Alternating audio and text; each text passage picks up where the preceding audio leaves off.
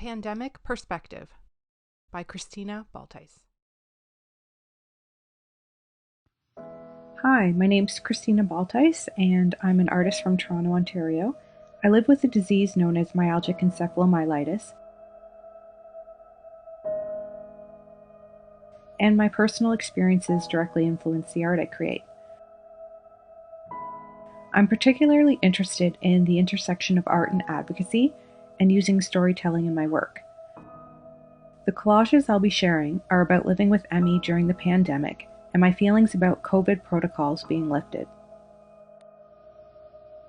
When COVID hit in early 2020, ME scientists predicted that long COVID would become a mass disabling event.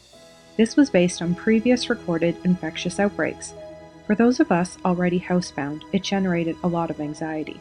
There was not only the potential of COVID deteriorating our health further, but also killing us and other vulnerable populations. Another aspect of the anxiety experienced was feeling like those around us weren't taking the proper precautions to ensure our safety. Your bed is your entire world in chronic illness, and every day becomes shelter in place. Even if and when the pandemic ends, our lives will never return to normal. It was particularly hard for the chronically ill and disabled communities to see how the world was finding temporary lockdowns unbearable on their mental health and well-being. While public awareness surrounding the effects of isolation is of paramount importance, why is it only ever talked about when it happens to the able-bodied? The primary means of connecting and building community for the chronically ill and disabled is online because so much of the world is inaccessible. During lockdowns, we watched so many accommodations be put in place to keep everyone more connected. The world adapted and opened up to us too. Working remotely was commonplace.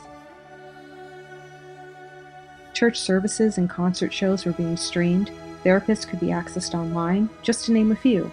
Many of these changes have been denied and claimed impossible when it was just us needing them. As mandates were lifted, we saw all this access taken away because it was never created for us in the first place. There's not enough public awareness around the very real possibility of post-viral diseases like ME developing after COVID. Viral disease experts estimate the number of people with ME to triple or quadruple due to the pandemic alone. Whether you're fully vaccinated or not, the notion of mild cases is a myth, as those are the cases at highest risk of sequelae.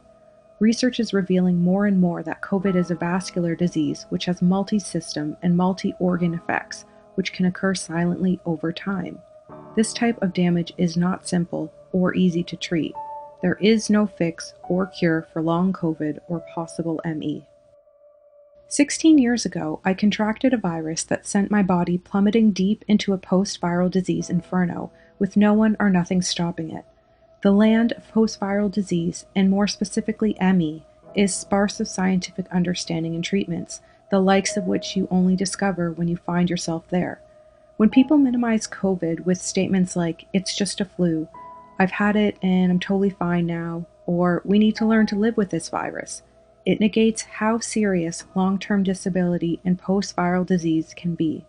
These statements are not comforting, because they're not true for everyone. COVID has killed 6.17 million people worldwide and left millions disabled in its wake. The pandemic is not over just because mask mandates are. Wearing PPE and rapid testing is how we learn to live with this virus, not by pretending it doesn't exist. Seeing friends and family embrace their freedom with the operating assumption that they will be fine feels very disappointing.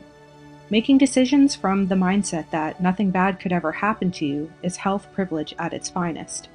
A healthy diet and lifestyle are not impenetrable shields against post-viral disease, which can strike anyone, even those in the prime of their youth when their vitality is strongest.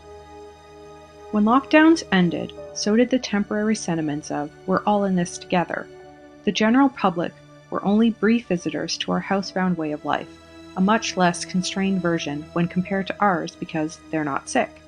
Their newfound freedom did not include protecting the most vulnerable in their communities, who still must shelter because of the surging numbers of COVID. "We're all in this together" really meant, We're all in this together, only when it affects us.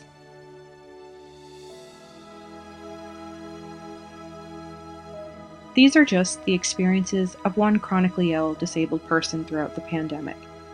Thank you so much for taking the time to listen.